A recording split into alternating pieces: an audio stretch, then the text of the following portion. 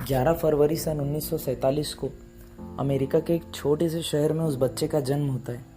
वो अपने माता पिता का 7वां और आखिरी संतान था। उसे बचपन से ही पढ़ाई में कोई दिलचस्पी नहीं थी। वह पढ़ाई में बहुत ही कमज़ोर था। एक दिन स्कूल के हेडमास्टर ने उसके पेरेंट्स को एक पत्र लिखा। उसने वह पत्र अपनी माँ को ले जाकर दिया। उसकी माँ ने वो लेटर पढ़ा और उनकी आंखों में आंसू आ गए।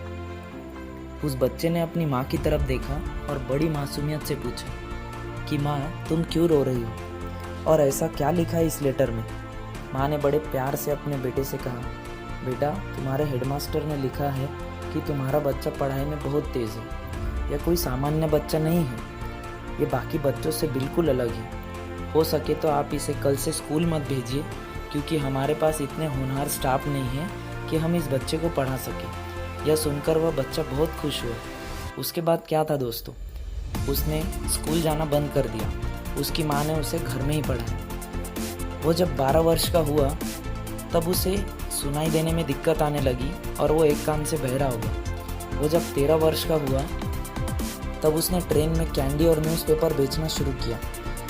उसने कुछ पैसे जमा किए और इन पैसों से उसने कुछ इलेक्ट्रिकल और केमिकल इक्विपमेंट खरीदे। जब वह 19 वर्ष का हुआ तब उसने अपनी पहली नौकरी की और वहाँ उसने नाइट शिफ्ट की मांग की। वह नाइट में काम करता और दिन में अपनी पढ़ाई और कुछ एक्सपेरिमेंट्स करता था।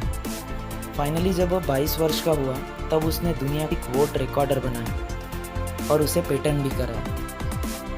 तो कभी नहीं देखा दोस्तों, उसने देखते ही देखते ढेरों आविष्कार किए और 1093 पेटेंट्स अपने नाम किए। उन्होंने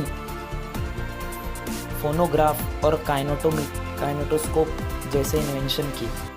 उन्होंने ही दुनिया का पहला इलेक्ट्रिक बल्ब बनाया। जी हाँ दोस्तों, हम बात कर रहे हैं दुनिया के महानतम वैज्ञानिक में से एक सर थॉमस अल्वा एडिसन की, जिन्होंने दुनिया में आविष्कारों की एक नई मिसाल कायम की। उन्हें अपनी लाइफ में बहुत मुश्किलों का सामना करना पड़ा। उनको 2 बार उनकी नौकरी से निकाला भी जा चुका था। फिर भी वह हार मानने वालों में से नहीं थे। उन्होंने स्कूली शिक्षा ना रहते हुए भी इतने महान कार्य किए।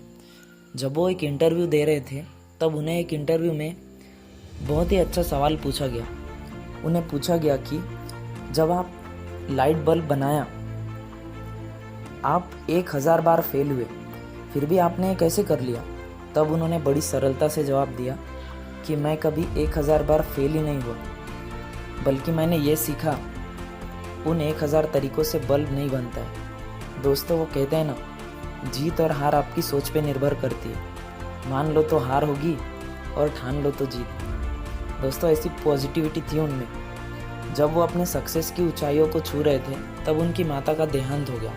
साफ करते वक्त वह लेटर मिला जो स्कूल के हेडमास्टर ने उन्हें दिया था।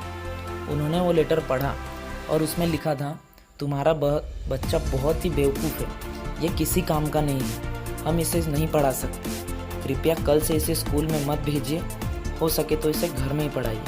यह पढ़कर अब थॉमस एडिसन आ गए, क्योंकि उनकी माँ ने उनसे भी किया था दोस्तों। क्योंकि यदि उनकी माँ ने उस दिन वो बात थॉमस एडिसन को बता दी होती तो शायद वो अपना हौसला खो बैठते और इतने आविष्कार शायद ही वो कर पाते। दोस्तों, हमारे साथ भी ज़िंदगी में यही होता है। हमें दुनिया जैसे दिखाती है, हम वैसे ही अपने आप को देखते हैं। हम कभी अपने अंदर की काबिलियत को पहचान ही नहीं पाते। इसीलिए दोस्तों, जाते जाते यही कहूँगा कि जिसको जो कहना है कहने दो, जिसको जो कहना है कहने दो। आपका क्या जाता है, समय समय की बात है, वक्त सबका आता है। वीडियो अच्छा लगा हो तो दोस्तों लाइक करिए, अपने दोस्तों में शेयर कीजिए और ऐसे अमेजिंग वीडियोस देखने के लिए मेरे चैनल को सब्सक्राइब कीजिए। तो मिलते हैं दोस्तों अगले वीडियो में। तब तक के लिए गुड बाय, टेक केयर, अपना ख्याल रखिए दोस्तों।